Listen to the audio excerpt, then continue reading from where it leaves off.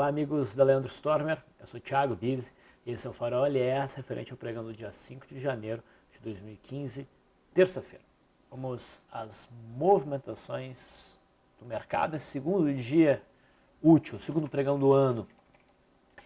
Ontem, vamos recapitular, o índice Bovespa fez um movimento graficamente importante. Nós tivemos a confirmação do rompimento do suporte deste retângulo. O mercado fez um rompimento inicial, sem conseguir romper o extremo aqui dessa sombra, fez um processo de pullback e ontem a gente rompeu não só a sombra, como também a cabeça do pullback. Enfim, sugere que daqui para frente o mercado realmente vai para baixo. Então a gente teve um movimento de queda, o mercado respirou por um bom tempo e não teve força para subir e agora cede de novo. A expectativa então é de um novo ciclo baixista. E foi um candle forte ontem, a gente teve um volume legal. Hoje o índice, a expectativa era de baixo, ok? Mas no final das contas o mercado tentou um respiro, mas esse respiro foi bastante tímido. Até estava sendo bem mais fraco, até um pouquinho antes do fechamento, o mercado deu uma puxadinha no final. Mas o cenário ficou basicamente o mesmo que a gente teve ao longo de quase todo o pregão. Um candle que demonstra uma tentativa de subir por parte dos preços, mas que não consegue a amplitude. O tamanho desse corpo aqui é insignificante perto do candle de ontem. Isso aqui pode, inclusive, trabalhar como aquela técnica, aquele sinal chamado de barra ignorada, usada muito pelo Oliver Velez, por exemplo. Se a mínima de hoje for perdida no pregão de amanhã, provavelmente o mercado deslanche. Porque esse candle pequeno nada mais é do que um respiro também agora no cenário intradiário do mercado. Se nós tivermos um movimento de alta nos próximos dias, o que não é o que eu espero, mas pode acontecer, obviamente, isso não vai mudar o cenário baixista do mercado, tendência de baixa, seria provavelmente algum movimentozinho para buscar alguma média, talvez a LTB, e depois o mercado voltar a cair. Para o mercado, agora, do ponto de vista gráfico, estabelecer um cenário razoável para uma alta, para conseguir sustentar um movimento de alta, vai demorar um tempo. A gente teria que ver um zigue-zague ascendente, ou seja, um pivô de alta, acima dessa faixa dos 44 mil pontos, acima da média móvel de 21 períodos, vai demorar. Então, em teoria, qualquer movimento de alta aqui deve ser visto como oportunidade para venda.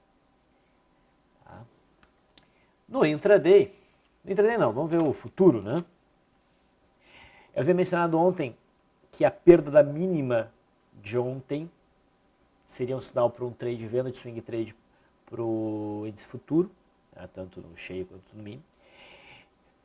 Isso não aconteceu, o mercado não perdeu a mínima de ontem. E ainda seria razoável buscar essa operação, mas ela já não seria mais tão forte quanto se tivesse acontecido hoje.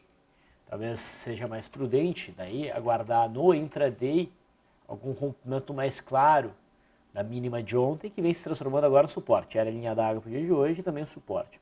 Percebam que no pregão de hoje o mercado fez um movimento lateral, não foi para lugar nenhum. Ficou ali oscilando sem grandes movimentações. Suporte então em 42.500 e resistência principalmente na faixa dos 43.200.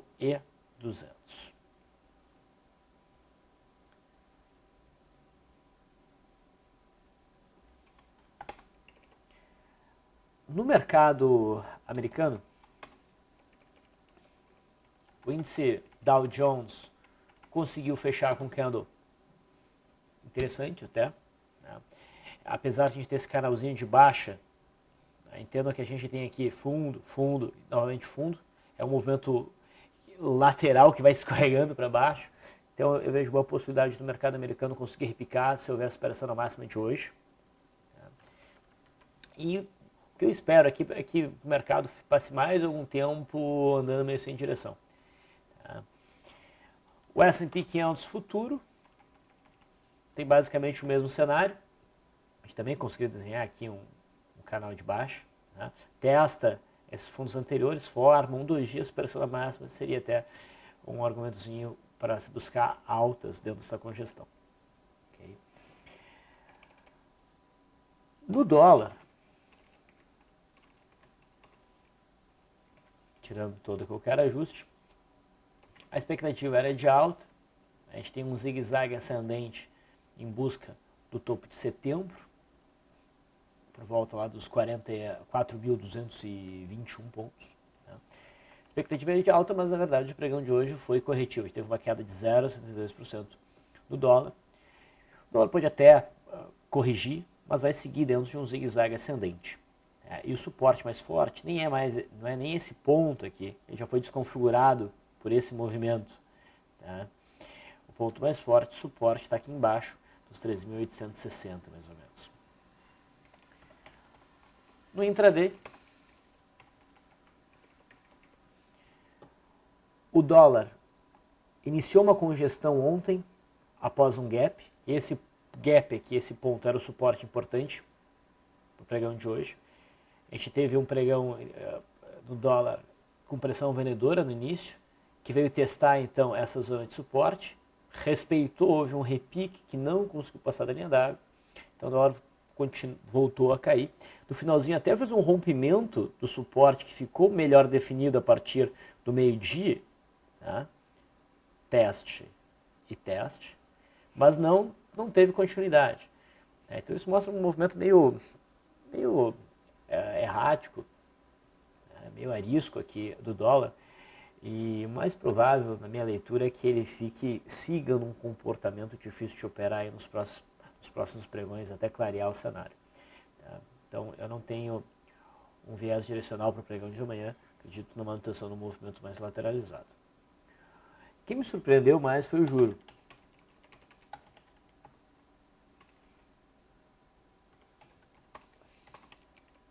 O juro abriu em gap de baixo, já abaixo dessas mínimas, o que gerou automaticamente stop para compras por correção aqui. Tá? E o juro manteve o gap aberto até o finalzinho do dia, e com isso sugere manutenção do movimento de queda para testar o suporte dado pelo gap aqui do finalzinho de novembro, por volta de 15.532 a 15.490, essa zona aqui. E esse movimento, passando agora mais claramente para baixo desta linha, que era uma linha de suporte, quebra muito o viés altista que existia no juro. Quebra muito. Inclusive isso aqui pode ser considerado um pivô de baixo. Tá? Tem um zigue-zague descendente aqui. Tá?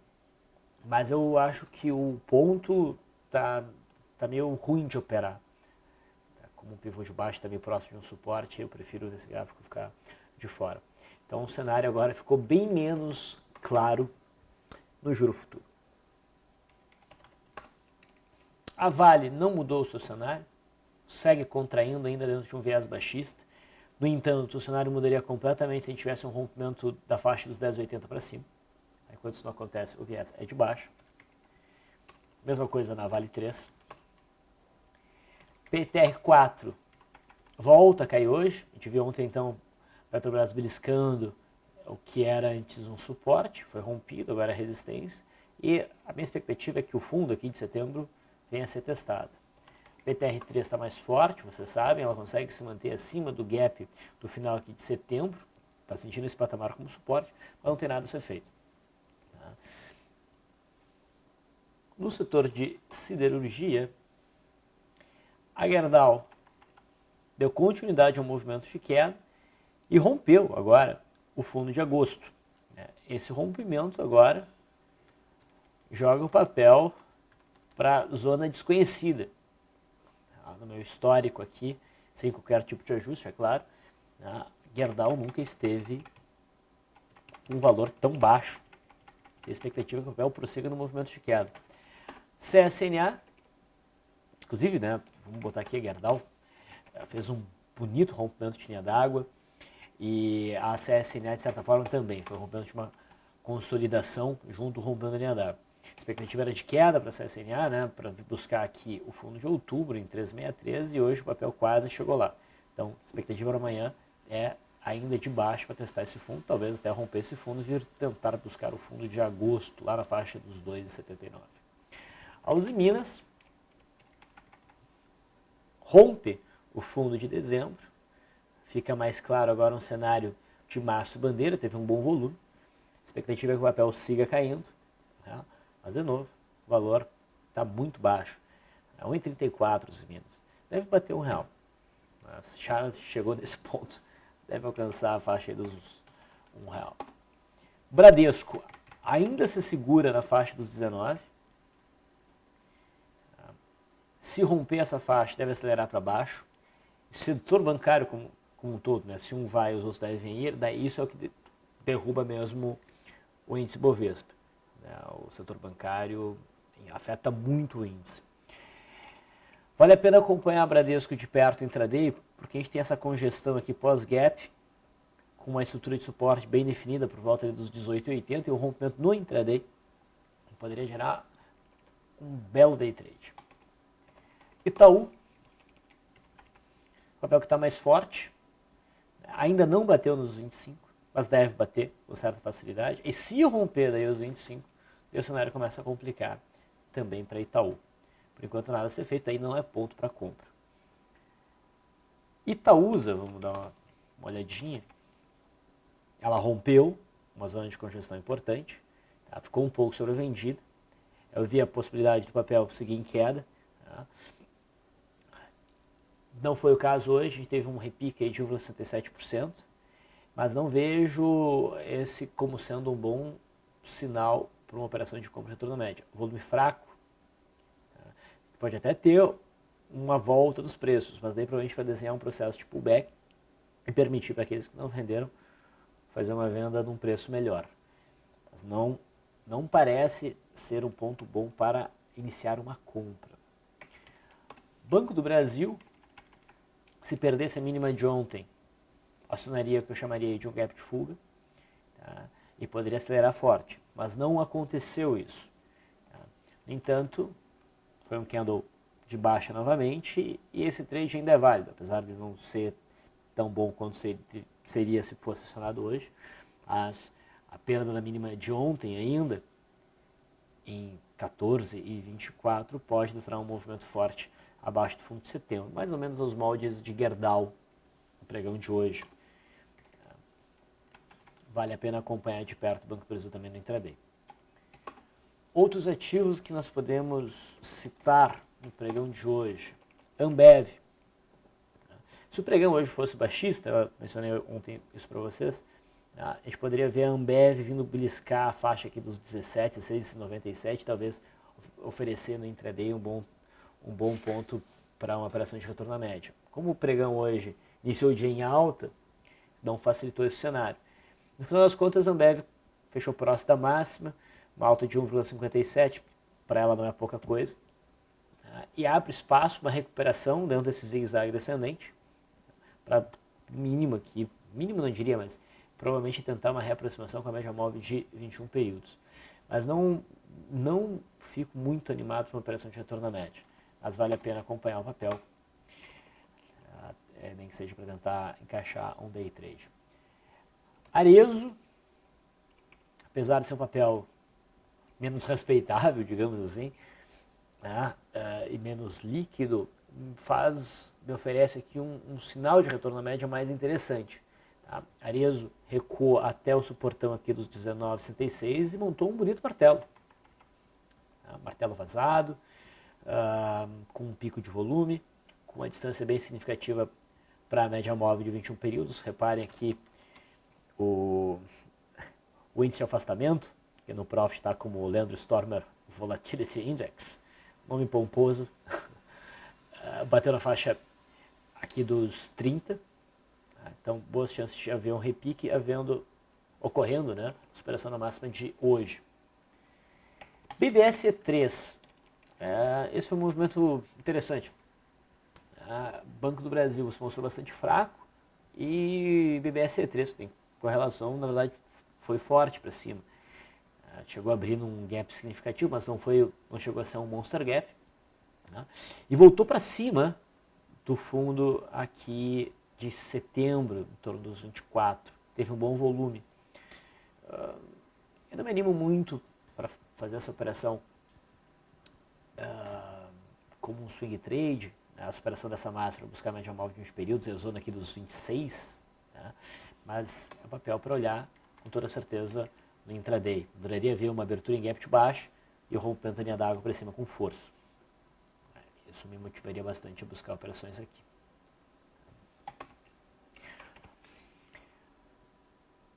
Braskem. Ontem nós observamos esse gráfico, vimos essa estrelinha se apoiando na média móvel de uns períodos, nos topos anteriores rompidos, dentro de uma tendência de alta. Era um trade possível, não considerava um sinal forte, mas pelo menos o stop era barato. E se fosse para fazer a operação aqui, tinha que usar o stop barato e não afastar o stop, porque se o mercado transitasse, pelo menos era isso que eu estava dizendo para vocês, abaixo dessa mínima provavelmente esticaria. Então, primeiro o mercado superou a máxima, gerou compra então, para algumas pessoas e depois estopou. Olhando, e o fato de ter estopado, sugere que esse movimento de queda vai buscar agora a zona dos 25. No intraday, deu para acompanhar a movimentação e ver no candle aqui da meio-dia 45 um bom sinal de venda, que compensou e bastante um eventual stop de swing trade. Tinha um retângulo aqui bem definido com as bandas estreitas.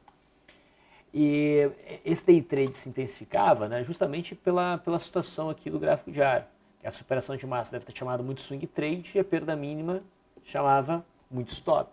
Então isso facilitava o papel romper e ir embora. Com gás, papel de baixa liquidez, mas monta aqui para nós uma barra de ignição interessante, superação da máxima seria compra. CETIP, nós estamos acompanhando o CETIP mais de perto desde novembro, quando a gente teve esse gap de fuga. Houve a marcação de um topo por volta dos 39, e depois disso a gente imaginava um movimento corretivo, provavelmente para testar essa zona aqui de suporte do gap. E é o patamar que está segurando os preços.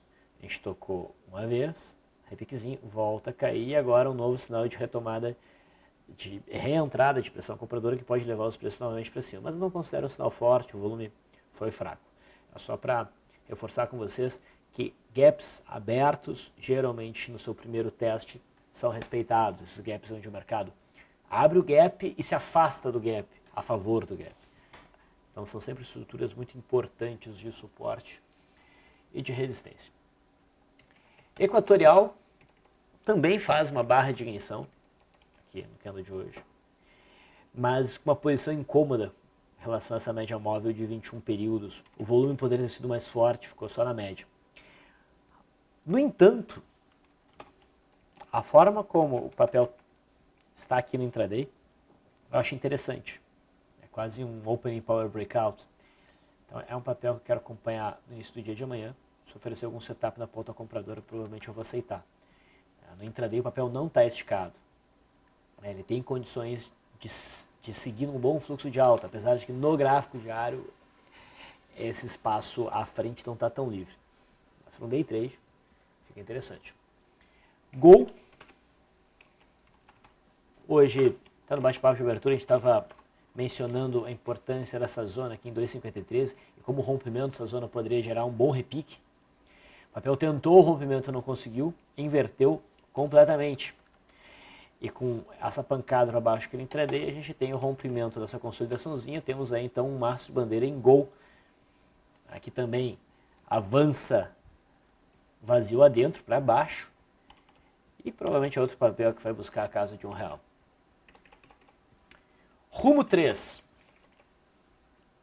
é totalmente uma tosqueira, na minha leitura.